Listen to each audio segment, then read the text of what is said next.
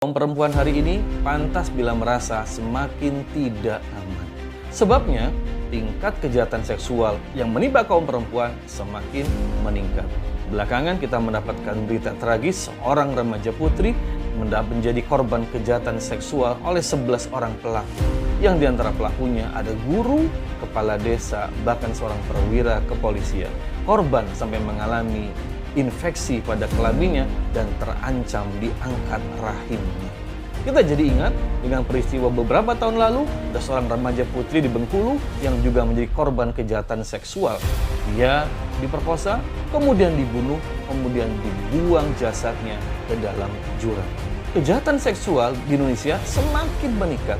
Komnas Perempuan tahun 2016 melaporkan bahwa setiap 2 jam ada 3 wanita Indonesia jadi korban kejahatan seksual. Apa penyebab semua ini? Pertama, semakin banyak laki-laki yang otaknya semakin kotor dan bejat kelakuannya. Laki-laki seperti ini, mereka terkontaminasi virus liberalisme, hedonisme, terutama karena konten pornografi. Maka jangan kemudian mengatakan nonton film porno tidak bermasalah. Laki-laki yang kemudian terpapar konten seperti ini, mereka akan menempatkan perempuan hanya sebagai objek pelampiasan seksual, bukan sebagai manusia yang mestinya dihormati sebagaimana ibunya, saudara perempuannya, dan juga anak perempuan.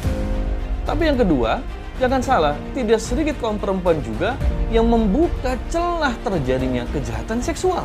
Banyak perempuan mau saja diundang bertemu dengan laki-laki di kamar hotel, di rumah, di tempat kos, dibawa ke tempat sepi, sehingga terbuka kesempatan laki-laki yang sudah rusak otaknya ini untuk melakukan kejahatan seksual. Perhatikan, kejahatan bukan hanya karena niat, tapi seringkali juga karena ada kesempatan. Buat perempuan, jangan buka kesempatan laki-laki melakukan tindakan kejahatan seksual pada Anda. Sekalipun laki-laki itu orang yang Anda kenal, teman Anda, mungkin guru Anda, atau mungkin juga dia adalah tetangga Anda. Waspadalah. Yang ketiga, hari ini tidak ada yang memberikan perlindungan yang menyeluruh untuk kaum perempuan. Banyak perempuan mereka mendapatkan pelecehan seksual, kejahatan seksual di mana-mana. Di mall, di perkantoran, di tempat kerja, bahkan di tempat umum. Masih ingat ada serombongan wanita yang dikuntit laki-laki sampai ke dalam toilet.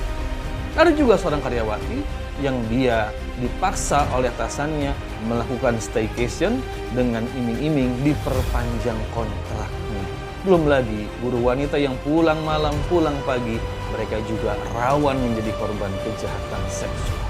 Keempat, kenapa semakin marak kejahatan seksual?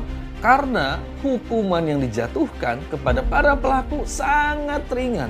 Hanya dipenjara atau hanya dikebiri, yang itu tidak memberikan efek jera kepada para pelakunya.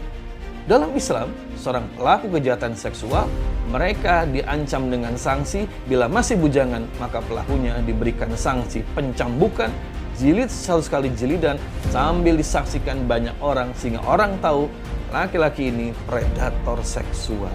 Namun bila pelakunya sudah menikah, maka sanksinya adalah rajam sampai mati. Dengan hukuman yang keras seperti ini, kira-kira apakah orang masih mau melakukan tindakan kejahatan seksual? Apalagi bila kemudian pelaku melakukan kejahatan tambahan, menculik, menganiaya, menyiksa, apalagi membunuh, maka sanksi yang diberikan bisa berlipat-lipat sesuai dengan syariat Islam.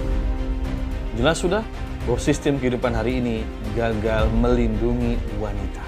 Wanita sering menjadi korban kejahatan seksual. Wanita sering dieksploitasi.